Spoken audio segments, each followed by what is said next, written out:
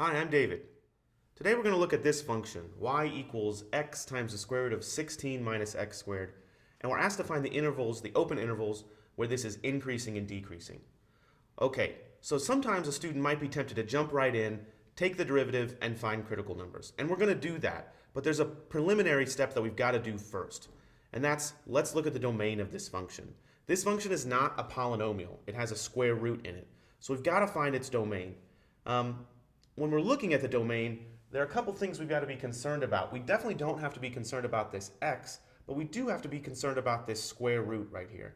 And namely, we know that whatever's under the square root, in this case, 16 minus x squared, has got to be greater than or equal to 0. Because a function is only defined with the square root if the square root is non-negative. Okay, so I've got to solve this equation for x. Well, this is the same as saying x squared is less than or equal to 16. If I bring that x squared to the other side of the equation and kind of flip it around. And then to solve this, this is my regular old inequality with a square in it. Since it's a less than or equal to, I can rewrite that as x has got to be less than or equal to 4, but also has got to be greater than or equal to negative 4. Okay, so this is an important fact that we have to keep in mind. Our domain will only include values between negative 4 and 4. Now, are there any other places where we could get stuck? No, that we've taken care of the square root. The x times the square root won't give us any problems. So this function is only defined for values of x between negative 4 and 4. Okay, so we did that. Now let's go through and find critical numbers. Critical numbers are where the derivative is 0 or undefined. So we need to find the derivative. So let's do that. Y prime equals. Okay, when we do this, it's probably a good idea to think of this thing as raised to a power. So I'll say that this is the derivative with respect to x of x times 16 minus x squared to the 1/2. Okay, so that's what I'm going to take the derivative of. And since I have two things multiplied by each other, I've got to use the product rule. So let's see what this thing looks like. This is going to be x, I'll leave the first piece alone, times the derivative with respect to x of the second piece, 16 minus x squared to the 1/2, plus, now I'll leave the second piece alone, 16 minus x squared to the 1/2, times the derivative with respect to x of the first piece of x. So plugging into the product rule, if I can do this, then I've got the derivative. So let's see what this turns out to be. This is x times, well, right here, I've got a power 1/2, so I bring that 1/2 down. I leave the inside absolutely alone. And then I reduce that power by 1. So 1/2 minus 1 is negative 1/2. Now by the chain rule, I've got to remember to multiply by the derivative of whatever was inside this parentheses. So the derivative of 16 minus x squared is 0 minus 2x, or negative 2x.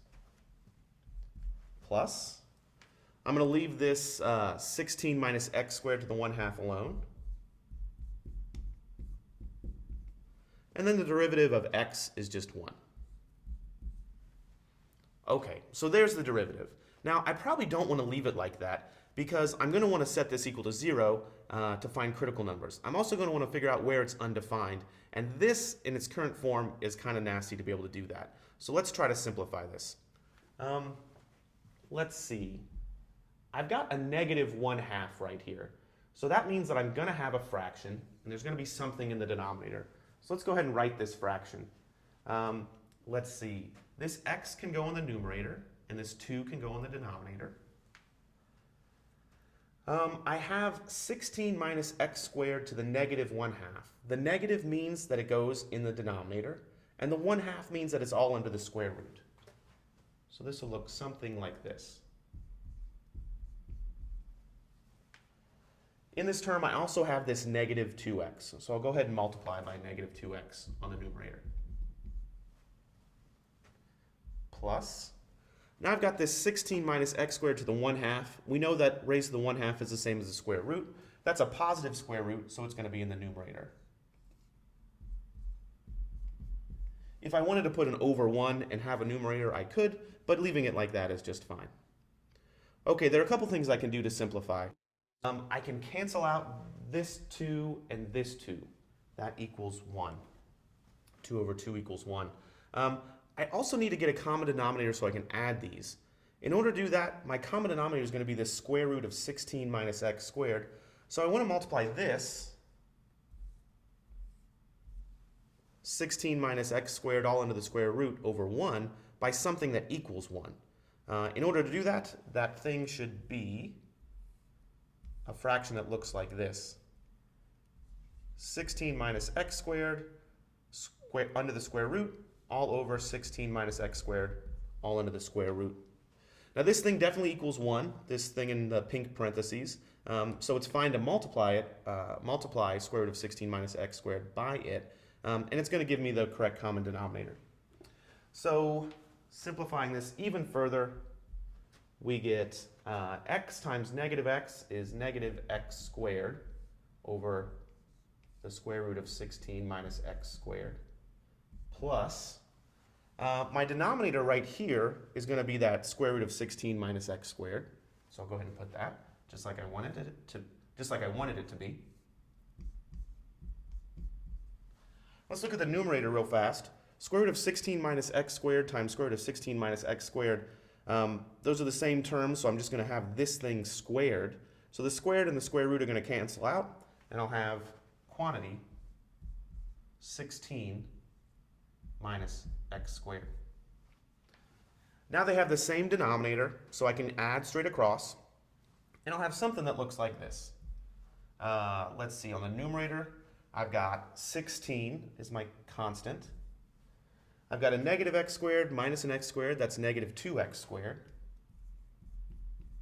And on the denominator, I've got 16 minus x squared. And there we go.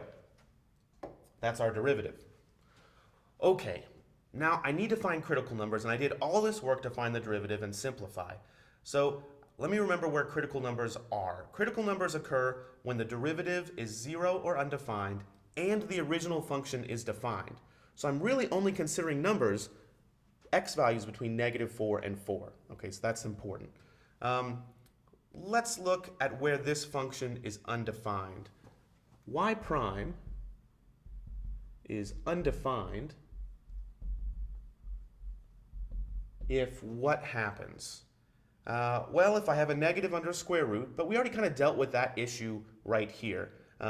If x is between negative 4 and 4 inclusive, I'm never going to have a negative under a square root. But it's also undefined if the denominator equals 0. So if 16 minus x squared equals 0. Well, that is something I've got to consider. That can happen in the domain of this function.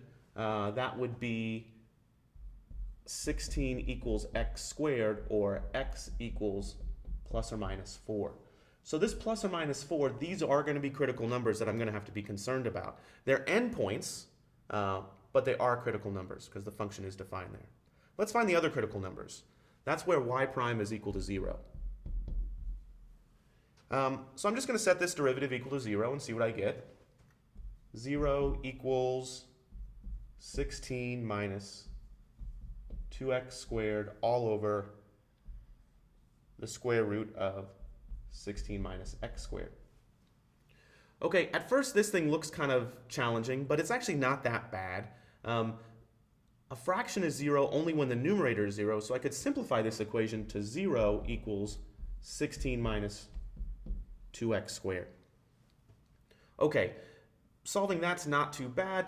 This is the same as saying 2x squared equals 16. Dividing by 2 gives me x squared equals 8. And solving for that, I have x equals plus or minus the square root of 8. Okay, so after all that work, I took the derivative, I found my critical numbers, and now I can actually plug in my intervals and see where they're increasing or decreasing. I know that the endpoints of my open intervals are going to be at these critical numbers. So let me go ahead and jot down all those intervals. The first interval is going to be negative 4 to negative square root of 8. The next interval is going to be negative square root of 8 to positive square root of 8. And the last interval is going to be positive square root of 8 to positive 4. You could think of these guys on a number line, and I'll sketch that number line right here. Here's negative 4, here's 4, here's 0. Square root of 8 is somewhere right about here-ish. Negative square root of 8 is somewhere right about here-ish. Okay, so I've got these three intervals. This one, and this one. And if the function is increasing or decreasing, the only places where it could change is at these critical numbers. So at negative 4, negative square root of 8, positive square root of 8, and 4.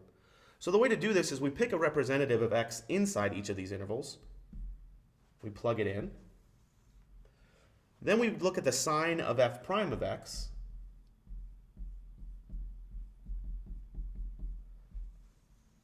We really only care whether it's positive or negative, and then we state our conclusion.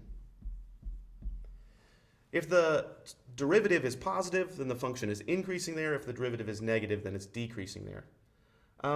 Sometimes it's easy to pick representatives in an interval. For example, this middle interval, a good representative is 0. 0 is a good x value to choose. It's always nice to plug in 0 into a derivative. Sometimes it might be a little tricky. Let's think of a good number in this first interval right here between negative 4 and negative 8 that might work.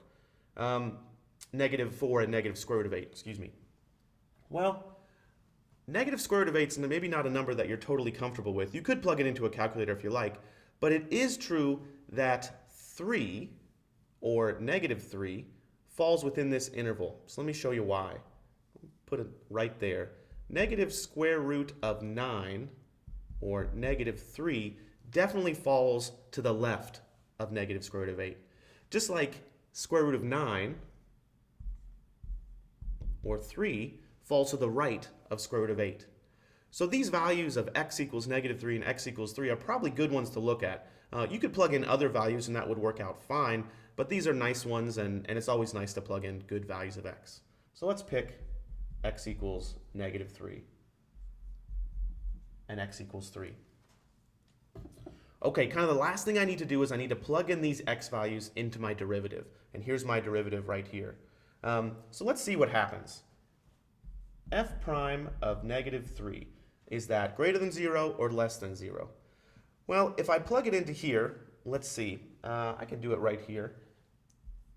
F prime of negative 3. I know that I'm going to get something that looks like this. 16 minus 2 times negative 3 squared all over the square root of 16 minus negative 3 squared. Now, the denominator I know is going to be non-negative. In fact, it's going to be positive because of my domain, right? I'm not going to accept any negative values here. So I really only care about the numerator because the denominator is going to be positive. I have 16 minus 2 times 9. That's 16 minus 18. This is going to be less than 0.